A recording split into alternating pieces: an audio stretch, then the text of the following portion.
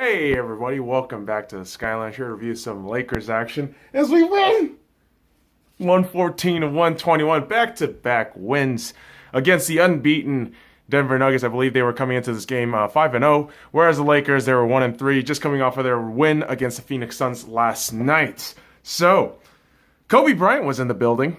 Black Mamba, he just released his book, Black Mamba Mentality, on Tuesday. It's like a picture book. It looks really fucking cool. Might try to get it. But he was sitting right next to Rob Pelinka. And Pelinka looks stiff as all hell, but it's like, that's Rob. That's what he does, and people are going to freak out, but it's like, it's Rob. But let's get on with the game. Obviously, for me in the first half, my whole bickering with the Lakers tend to be the rebounding and defense, and I felt like in the first half they were a bit lazy on those fronts, where a lot of those like offensive rebounds that the Denver Nuggets were getting, or our defensive rebounds, we weren't contesting enough, and I felt like when you got a guy like Jokic over there, and then who can pass it straight to Jamal Murray or Paul Millsap, who unfortunately wasn't really a factor in this game. But Jamal Murray and Nikola Jokic are absolute beasts, and they will fucking tear you apart if you don't rebound properly. And so you would think, because of a relatively poor start in the first quarter, I thought, fuck it, this is going to be one of those tough-ass games where we're going to try to bring it to them, but it's just not going to be enough maybe. But I was wrong. When you had Lonzo on the court, things changed. Defensively, we were better. We can change defense to offense in a blink of an eye. And I'm sitting here thinking, man, this kid coming off of an injury, coming back bigger, healthier, stronger, better in almost every aspect of his game. And it's like, man, this is fucking awesome to watch. And you also see in tandem LeBron James working his thing, Kyle Kuzma doing his thing, Josh Hart grooving and moving. And also, shout out to JaVale McGee, the man who is single-handedly becoming our star center. This guy is unbelievable. He's averaging 20+ minutes now compared to the 6 or 7 minutes he was averaging in Golden State Warriors. His numbers has skyrocketed for this game. I honestly wanted to put in my top 3 performers, but I might just go with Lance Stevenson just because of the momentum shift that he provided later on in the game. But let's talk about JaVale McGee. 21 points, 9 rebounds, 2 assists, 1 block. I mean, the guy has been absolutely incredible on a 58% field goal percentage, which is pretty damn spot on. And again, he missed a couple of these open layups, and so did all the Lakers players, to be honest. They missed a lot of these open layups where I thought, this doesn't look great when you can't make these layups. So the first half ends 57-58, and you just think, all right, they're going to pick it up. They're going to pick it up in the third quarter. Third quarter, Jamal Murray just starts going off. And it's just some Jamal Murray shit where he just annoys, like, personally, I don't like Jamal Murray. He's one of those players that just annoy the fuck out of me. Just because, yes, he has the skills, but he talks a little too much. And he tends to be a little bit of a prima donna. This is all my opinion, by the way. But I'm not too crazy about, Jamal Murray. And again, Paul Millsap, not even a factor in this game. You're paying this guy however much money you're paying him, and he's not doing shit in however many amount of games. And again, it's always against the Lakers. Somehow Paul Millsap just becomes a fucking bystander. And so that becomes a curious case of the missing Paul Millsap. Whereas Nikola Jokic was much better. He was much better in the first half relative to the second half. The second half, you can see the Lakers defense was getting him frustrated. And this is where everything changed for me. I thought, when the Denver Nuggets were up for quite some time in the third quarter and a good chunk in the early fourth quarter, I thought, shit, this is going to be rough. But you got JaVale McGee and Lance Stevenson just doing work. JaVale McGee's getting those fucking hard rebounds. Lance Stevenson made 2 back-to-back, 3-pointers to keep us in the game. And that made all the difference. That was the momentum shift. Lance Stevenson absolutely provided the momentum shift for the Lakers this game, for us to win this game. And to see people, to see this guy who people were saying, man, this guy's just going to be a role player. These guys are all throwaways. Man, I don't know. These guys are fitting into our systems pretty well.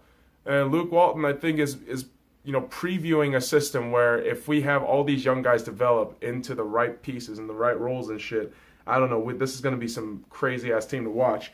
And so,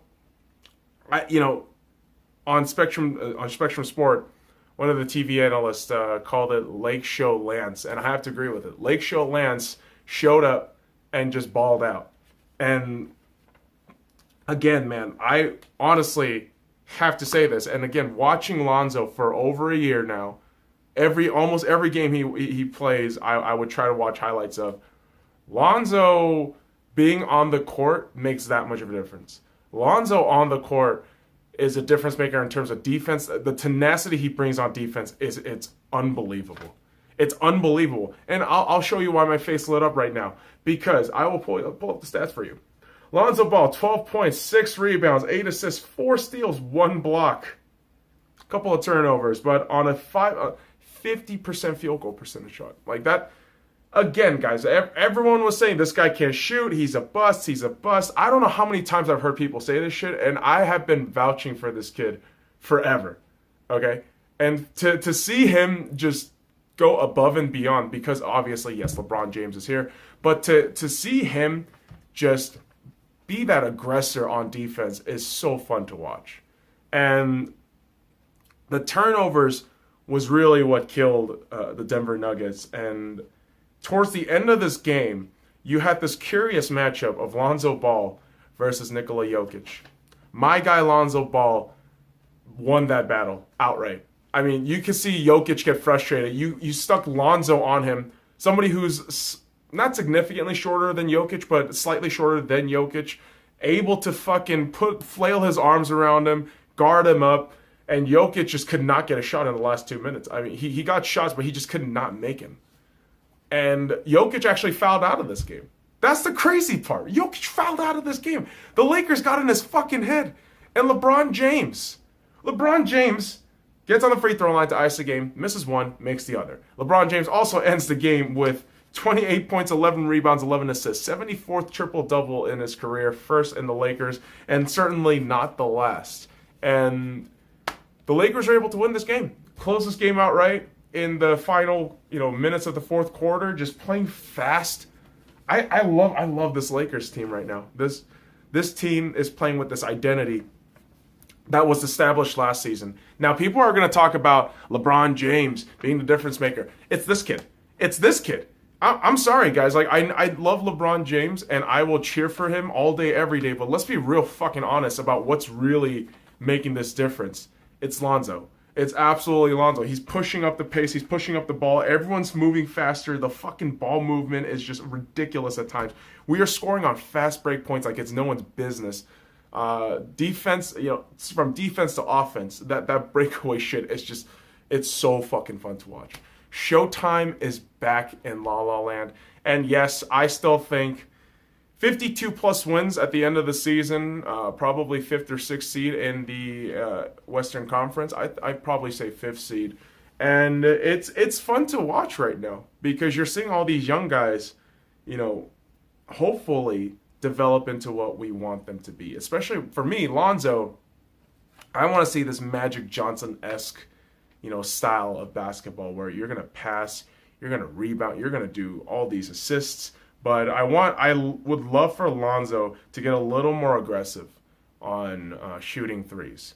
There were some moments for me where I thought Lonzo should have released a little bit quicker. And you can see the hesitation in a lot of these players right now because the way we're playing is so fucking fast. A lot of these players aren't I feel like they're not used to just fucking shooting and releasing super quick. So it's just, we're going to have to get used to this, right? And the field goal percentage was 50% today, but obviously we want, the team wants to get better. And again, it's just going to take time. But this is a great win. And I believe the team is going to be heading over to fucking, God, I want to say Minnesota. They're going to go on the road. Anyways, they're going to go on the road on Saturday. So that's going to be interesting to see if the Lakers can carry that forward. So let me know what you guys think. Follow me at the Sky Lounge and all the links in the description below. Like, comment, and subscribe for more daily content. Go Lakers. Now fuck off.